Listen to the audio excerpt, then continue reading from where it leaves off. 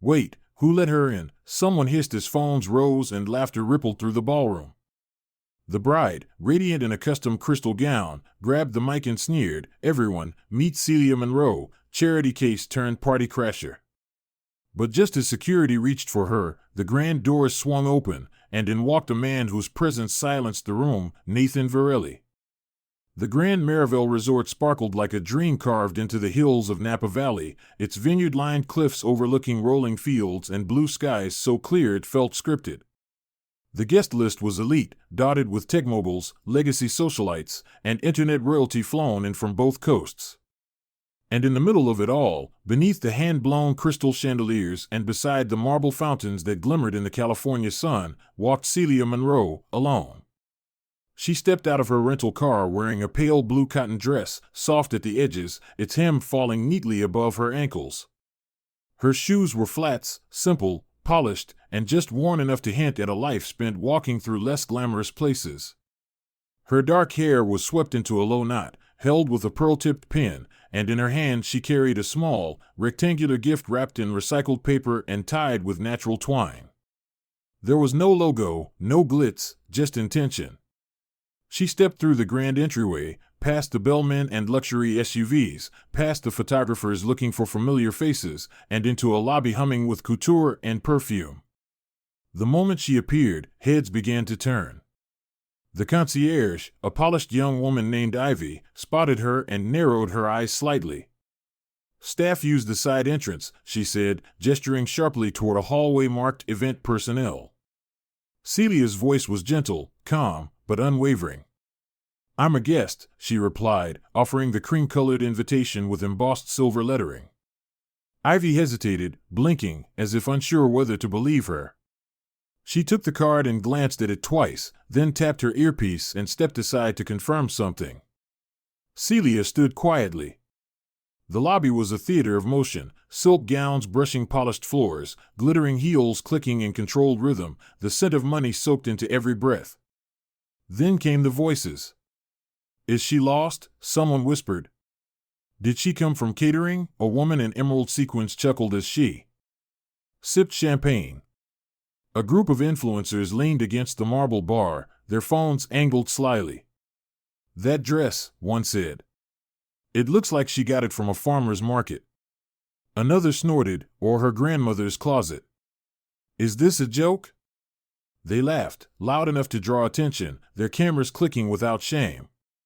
A red-headed woman in a form-fitting gold gown raised her phone, angling the lens toward Celia's feet.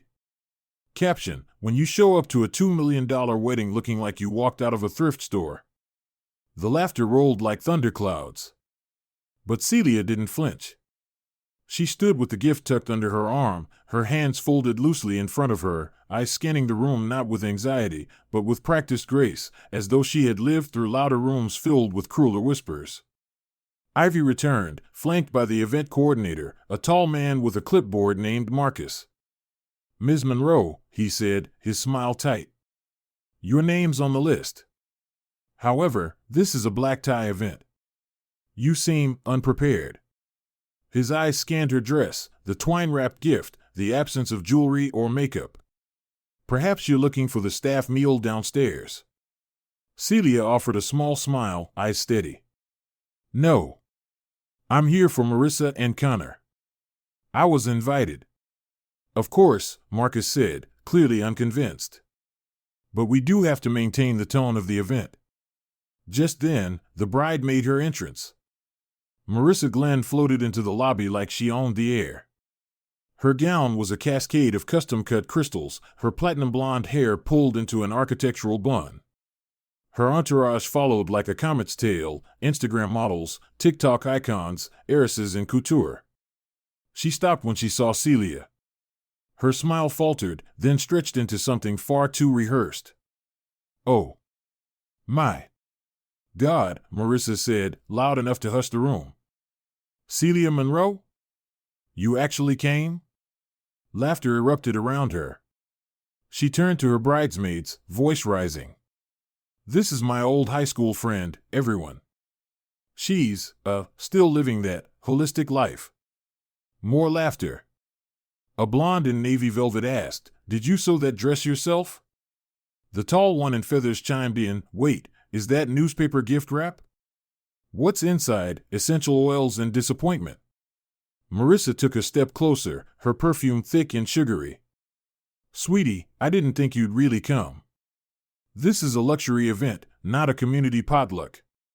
Celia's voice was quiet, clear. "I came to celebrate your wedding. I brought something for you and Connor." She extended the gift. Marissa looked at it like it was a dead bird. "Oh honey," she said, not touching it. "That's cute. Really. But this isn't your scene."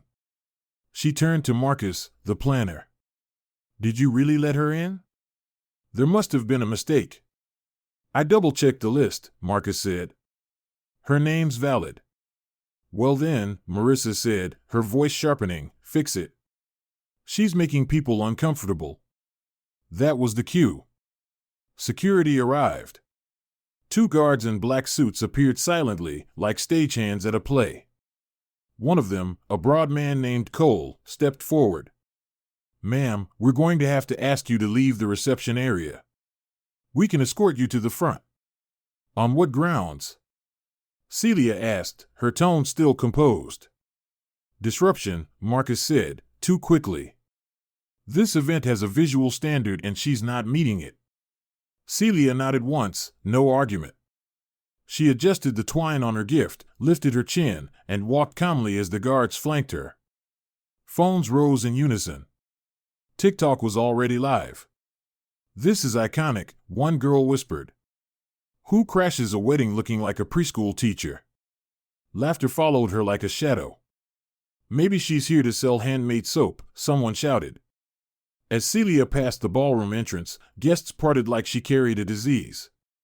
Someone in a tux muttered, "Who let the hired help in?" A woman in red murmured, "It's giving charity project." A wine glass clinked. A shrimp canopy landed near her feet. "Snack for the road," another voice said, followed by a chorus of cruel chuckles. Marissa's voice rang out again from behind her. "Don't say I didn't warn you, Marcus. Some people just don't know their place." As Celia approached the large glass doors leading out into the sunlit terrace, her profile remained serene. But the whispers followed. Humiliating. Why'd she even show up? She brought that on herself. No one knew. Not one of them knew who she was. Or who was coming next. As Celia reached the grand glass doors of the Grand Merivale, the warm California sun spilled through, casting long golden beams across the marble floor. Her fingers still curled gently around the recycled paper gift, its twined bow now slightly frayed from the shuffle. The guards flanked her like shadows, silent but watchful. Behind her, the cruel echo of laughter faded into murmurs, clinking glasses, and the smug hum of self-congratulation. Marissa Glenn's shrill voice still rang faintly in the distance, relishing her performance. Celia didn't look back. She had walked through storms before. But just as she stepped onto the polished stone terrace, the air shifted. A deep rumble echoed up the winding drive. Heads turned. The guard named Cole tilted his head slightly, squinting into the sun. 3 gleaming black Bentleys, polished to a mirror sheen, purred up the cobbled circular driveway and came to a smooth, synchronized stop. The resort staff straightened. Some of the guests at the edge of the terrace lowered their drinks, curiosity pulling them toward the unfolding scene. The back door of the lead Bentley opened. Out stepped a man in a perfectly tailored navy suit, quiet power wrapped in wool and intent. His shoes tapped against the stone with crisp precision. His salt and pepper hair was combed back, revealing sharp cheekbones and steel-gray eyes that cut through the crowd like a blade. It was Nathan Varelli. The Nathan Varelli. Billionaire investor. CEO of the Varelli Group. A man known for avoiding the spotlight, rarely seen at public events, his life an enigma whispered about in Forbes articles and boardroom legends. The crowd froze. Even the string quartet in the ballroom faltered mid-piece. Phones rose again, but this time, hands trembled slightly as they recorded. Nathan walked past the stunned guards without a word, his gaze locked on Celia. Her eyes softened when she saw him. Not with surprise, but with the familiarity of someone who had known his footsteps long before the world did. He reached her in seconds, took her hand in his, and leaned in. "You okay?" he asked, his voice low, just for her. "Always," Celia said, her smile warm and unshaken. Then he turned to the crowd. His voice rose, not loud, but clear, grounded, impossible to ignore. "Apologies for the interruption," he said, facing the ballroom doors. "But I believe some introductions are in order." The guests parted as he stepped through, still holding Celia's hand. Silence fell like a dropped curtain. "This is my wife, Celia Monroe Varelli," he said. "Co-founder of the Varelli Group. Philanthropist. Visionary. And the reason half the brands in this room exist." A stunned gasp rippled across the room. Champagne glasses trembled in midair. The influencers who had mocked her now scrambled to hide their phones. Ivy, the concierge, went pale. Marcus, the planner, nearly dropped his tablet. Marissa stood frozen near the stage, her crystal-studded gown suddenly feeling like a costume. Her smile faltered as if someone had yanked the thread holding her together. "She owns the vineyards this wine came from," Nathan continued, his eyes sweeping the room. "She approved the construction of this very resort. And unlike many of you, she did it without needing applause." A voice cracked from behind him. "Celia?" All heads turned to see Connor Hayes, the groom, stepping forward. His tuxedo was immaculate, but his expression was shaken. He stared at Celia like a ghost from another life had just materialized in front of him. "It's really you," he said, voice thick. I didn't know you'd be here." He took another step forward, his voice growing louder. "You and Nathan gave me everything. You stayed up late helping me fix pitch decks. You were the only ones who believed in me when investors laughed me out of the room. That first seed round? I know it came from you." Celia gave him a small nod, her expression kind. Connor turned to the crowd. Without Celia and Nathan, there'd be no Hayes-Tech. No app. No IPO. No wedding. He looked toward Marissa, who had gone pale. "And you invited her just to humiliate her. You used the woman who made my life possible to prop up your brand." Marissa opened her mouth, but no words came. Her hands clutched her bouquet like a lifeline, her tiara slightly askew. "You planned this," Connor said, his voice rising with each word. "I saw the texts. Laughing with your bridesmaids. Planning the scene for your live stream. Hoping she'd come looking cheap so you could elevate the aesthetic."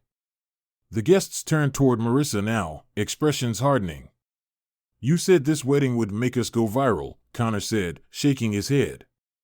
"But you didn't tell me you'd do it by turning a good woman into your punchline." The silence was unbearable. Then, slowly, methodically, Connor reached up and unfastened his boutonniere. He dropped it onto the floor at Marissa's feet.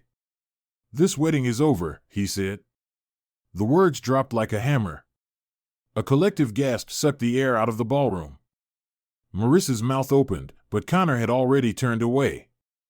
Murmurs erupted like a dam had broken. Sponsors, stylists, PR agents, all whispering behind hands. Marissa's carefully curated empire began to unravel in real time. Her live stream, still running on a phone nearby, was now flooded with comments. "She got exposed. Celia is a queen. Connor did the right thing." Nathan turned back to Celia, placing a steady hand on her back. "Let's go," he said softly. "No," Celia replied, eyes steady. "Not yet." She stepped forward, gift still in hand, and walked toward the center of the ballroom. The crowd parted once again. She stopped in front of a floral arch where she had been humiliated only moments earlier. "This gift," she said quietly, raising her voice just enough, "was stitched by a group of refugee women I sponsor. Each square tells a story. Of survival. Of hope. Of rebuilding." She placed the package gently on the table. "I brought it because I believed today was about love. The silence was deafening. Even the violinists had stopped playing. Celia turned to Marissa. I truly hope you find what you're looking for. But it won't be through cruelty. Then she turned back to Nathan, her hand finding his again. Now I'm ready. They walked out together, not rushed, not shaken. The moment was no longer about spectacle. It was about power, real, quiet, earned power. And though she said nothing more, the room had already decided Celia Monroe Varelli was no one's shadow. She was the storm they never saw coming. Celia and Nathan stepped through the terrace doors in silence, the warm Napa breeze brushing past them as if nature itself bowed in reverence to the moment. Behind them, the ballroom remained stunned, guests paralyzed by what they had just witnessed. The woman they had laughed at, ridiculed, cast aside as nothing more than a thrift store embarrassment, had just been revealed as the wife of one of the most powerful men in the country, and the quiet architect behind more than half the success stories in the room.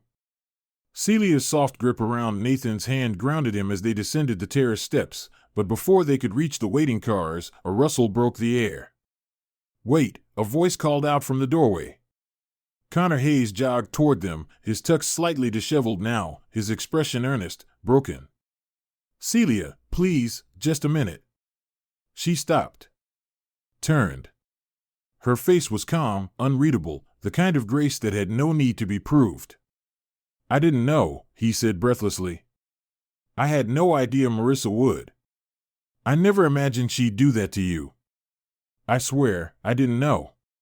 Nathan started to step forward, but Celia gently squeezed his hand. It's okay, she whispered. Then she looked Connor in the eye. I believe you. But that doesn't change what happened. Connor nodded, eyes glassy.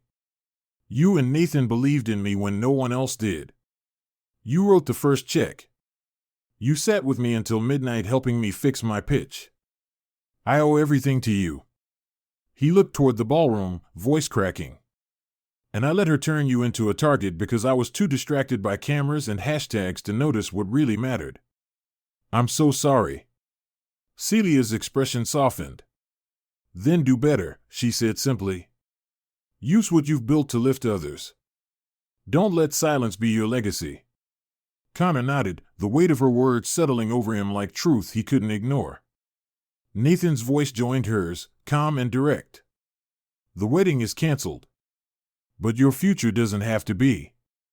And with that, they turned back toward the entrance, not to leave this time, but to finish what had been started. Inside the ballroom, whispers spread like wildfire.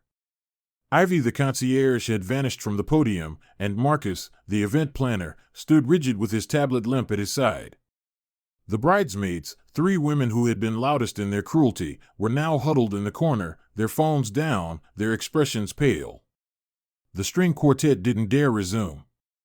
When Celia stepped back into the ballroom, wearing the same pale blue dress she'd arrived in, the crowd instinctively made way. Nathan remained just a step behind her, his presence steady but deferential, as if to make it clear, this moment belonged to her. He turned to Clara, his sharp-eyed chief of staff standing by the side doors. Pull the guest list, he said, his voice clear and calm. Review the footage. Every guest who participated in mocking or harassing my wife, escort them out. Clara nodded without hesitation, her tablet already aglow. Understood. The movement was swift. Security re-entered from both wings. The bridesmaid in the feathered gown, Jenna, was the first to protest. Wait. This is a mistake. I didn't mean anything. Paul, the guard from earlier, didn't blink. Ma'am, this way please. Her heels scraped the floor as she was led out. Next was Elise, who had live-streamed the humiliation and captioned it Craft Fair Couture. Her phone was snatched mid-protest, and she was escorted through the side entrance, face red, her following crumbling in real time. Influencer after influencer was removed, each one stunned, indignant, but powerless. Even Marcus, the planner, was not spared. You had a responsibility to uphold dignity, Nathan said.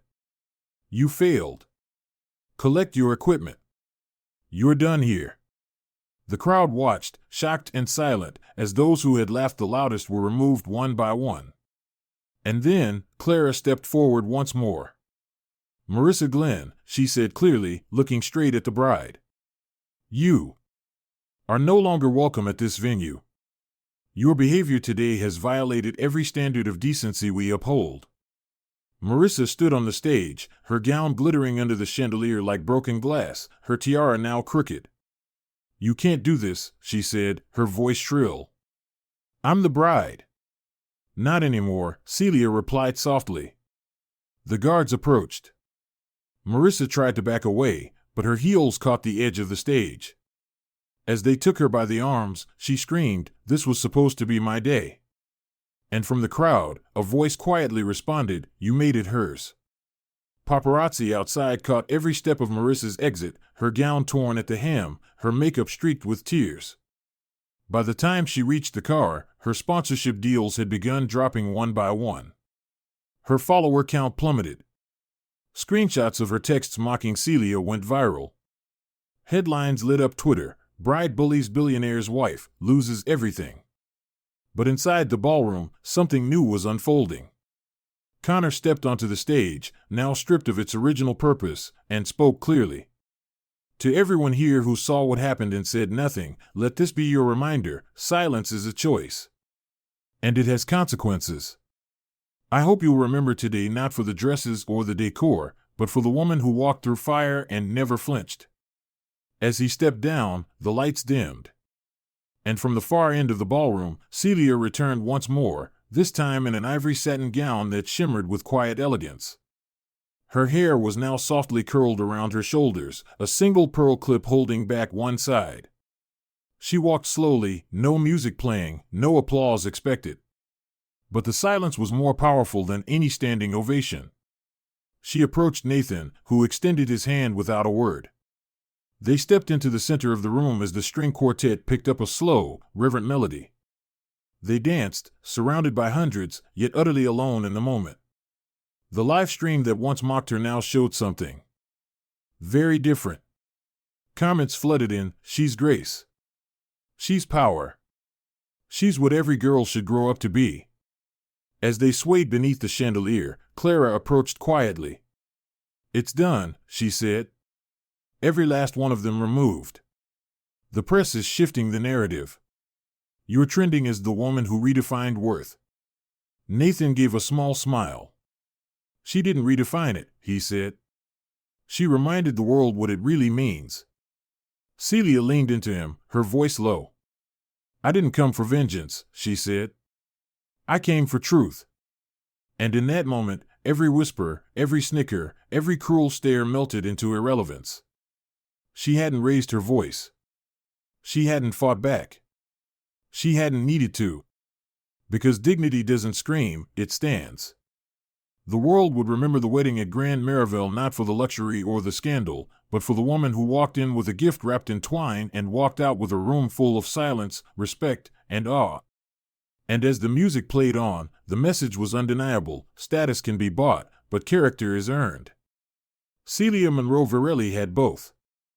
As the author of this story, I want to take a moment to reflect on the powerful message behind Celia Monroe's journey, a story that, while fictional, echoes a very real truth about our world today. We live in a time when appearance is often mistaken for value, where social media followers can overshadow substance, and where people are judged more by what they wear than by who they are. Celia walked into that ballroom not seeking attention, not needing validation, but simply showing up as herself, with humility, grace, and quiet strength. And for that, she was ridiculed, dismissed, and nearly erased. But what they didn't see was the power she carried, not in designer labels or public image, but in character, legacy, and truth. The lesson here is clear: never underestimate someone based on how they appear. You don't know the battles they've fought, the mountains they've moved, or the lives they've touched. You don't know what they've built quietly behind the scenes or how many people they've lifted up without asking for anything in return. Celia's story reminds us that real worth isn't loud, it doesn't need a spotlight. It stands calmly in the face of cruelty and lets the truth reveal itself in time. To anyone who has ever been made to feel small because they didn't fit the room, you are not the problem. The room is. Keep standing tall. Keep walking with dignity. The world needs fewer loud voices and more quiet strength. Let this also be a call to those watching from the sidelines. Silence in the face of injustice is complicity. If you see someone being mistreated, speak up. Stand beside them. Because the most powerful shift in this story wasn't just Celia's grace, it was when others finally stood with her. And lastly, to our listeners here on US Edifying Stories, thank you. Thank you for choosing to spend your time with us, for opening your heart to stories like this, and for believing that kindness, humility, and justice still matter. If this story moved you, we invite you to share it, discuss it, and carry its message into your own life. You never know who you might inspire by simply choosing to do what's right. Until next time, keep standing for what's good, what's just, and what's true. With all our gratitude.